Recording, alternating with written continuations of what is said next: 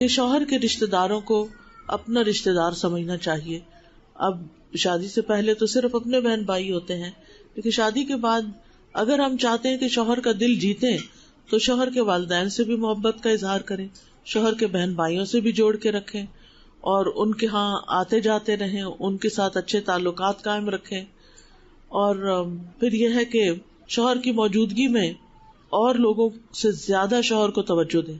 یعنی بعض لوگ ایسے ہوتے ہیں کہ شوہر بیٹھا ہے، خاندان کے اور لوگ بھی بیٹھے ہیں، اب بیوی کبھی کسی کی تعریف کر رہی ہے، کبھی کسی کی، کبھی اپنے ابا کی، کبھی چچا کی، کبھی کسی کی، اور شوہر دیکھ رہا ہے کہ ایک دفعہ بھی اس نے شوہر کی تعریف نہیں کی، تو وہ انکانشیسلی اس کو کمپیئر کر رہا ہوتا ہے یا اپنی بیوی کی حرکت کو دیکھ رہا ہوتا ہے کہ میری بیوی مجھے کچھ نہیں سمجھتی. اور جب ایک دفعہ میاں کو یہ فیلنگ آ جاتی ہے نا کہ میری بیوی مجھے کچھ نہیں سمجھتی، تو پھر اس کے بعد کام خراب ہو جاتا ہے. تو اس لیے بیوی کو سب سے زیادہ امپورٹینس اپنے ہی شوہر کو دینی چاہیے. اور پھر یہ کہ جو اہم باتیں ہیں، جو ایکسپیکٹیشنز ہیں، وہ لکھ بھی لینی چاہیے. یعنی اگر بیوی سمجھتی ہے کہ وہ بھول جاتی ہے کہ شوہر کو کیا کیا چاہیے، تو ضروری اور اہم باتیں جن کی وہ ہدایات دے ان کو نوٹ کر لیا جائے. اسی طرح شوہر بھی گھر سے جاتے ہوئے بیوی نے اگر کچھ کام کرنے کو کہا ہے، کسی کے پاس جانے کو، کچھ خرید کے لانے کو، تو وہ بھی نوٹ کر لے. مجھے اپنے والد کی یہ بات اتنی اچھی لگتی تھی، حالانکہ وہ کافی ایجڈ ہو گئے تھے، لیکن اس کے باوجود باقاعدہ ہر روز گھر سے نکلنے سے پہلے والدہ جہاں بھی ہوتی، چاہے وہ کچن میں ہوتی، چاہے وہ کپڑے دھو رہی ہوتی یا کچھ بھی گھر کا کام کر رہی ہوتی، وہ ان کے پاس جا کے کھڑے ہوتے اور باقاعدہ پوچھتے کہ آج کیا پکے گا، آج آپ کو کیا ضرورت ہے، آج گھر میں کیا چاہیے. اور یہ سب کچھ ہمارے سامنے ہوتا تھا، اور ہم سمجھتے تھے سارے باپ ایسے ہی ہوتے ہیں کہ وہ جو گھر والوں کی ایسی ضروریات پوری کرتے ہیں. اور وہ باقاعدہ چھوٹی سی نوٹ بک ہوتی تھی، اس میں لکھ کے لے جاتے تھے، اور جب وہ اپنے کام سے شام کو فارغ ہوتے تھے وہ باقاعدہ چیزیں خریدتے اور خود اٹھا کے لاتے تھے. یعنی کچھ چیزیں تو نوکروں کے ہاتھ بھجوا دیتے تھے، لیکن کچھ چیزیں وہ خود خرید کے گھر لاتے تھے. اور اس سے ہمارے گھر میں کبھی، یعنی میں نے ویسے بھی اپنے والدین کے دوران جھگڑا تو دیکھا ہی نہیں کبھی، کہ کبھی تو کار ہو یا کوئی ایک دوسرے کے ساتھ اونچی آواز میں بولے ہوں یا کوئی ناراضگی کا اظہار کیا ہو، نیور.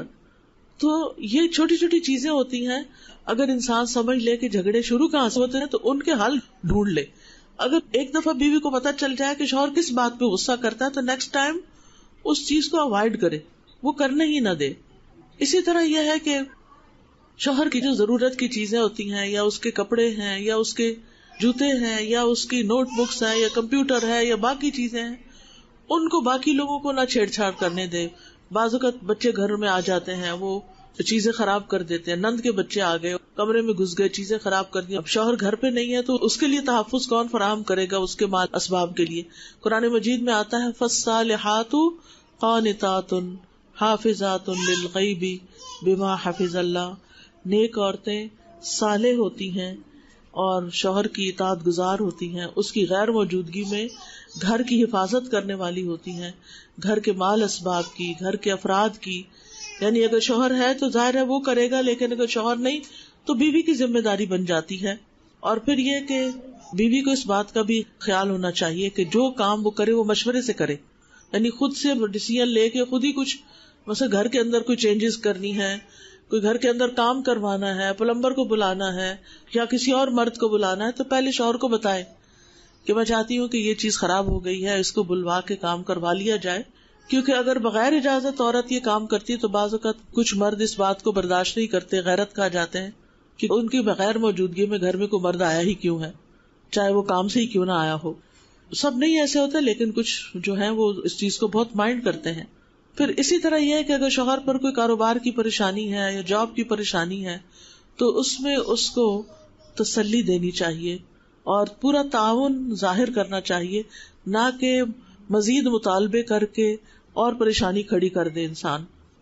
پھر اسی طرح یہ ہے کہ شوہر کے لیے دعائیں بھی کرنی چاہیے، اور ہر چھوٹی بڑی بات میں جو غم ہے، دکھ ہے، پریشانی ہے، تکلیف ہے، وہ ہر وقت شوہر کے آگے ہائے ہائے نہ کرے، کیونکہ دوسرا شخص بیزار ہو جاتا ہے. بعض عورتوں کی عادت ہوتی ہے کہ ٹھیک ہے شوہر کی طرف سے محبت ملی ہے، اب وہ اپنے اگلے پچھلے سارے دکھ شوہر کو سنانے بیٹھ جاتی. یہ ایک غلط طریقہ ہوتا ہے، اس سے دوسرے کے اندر ایک تھکاوٹ اور بیزاری اور ایک پریشانی پیدا ہو جاتی ہے. کسی بھی محبت کے رشتے کے آگے بہت زیادہ اپنی پریشانیاں نہیں ظاہر کرنی چاہیے. کیونکہ پریشانیوں کا اظہار اللہ ہی کے سامنے ہونا چاہیے. انما اشکو بثی وحزنی الی اللہ واللہ بصیر بالعباد. اپنے دل کا غم فقط اللہ کے سامنے رکھیں اور باقی سب کے ساتھ اچھا نیک سلوک کریں.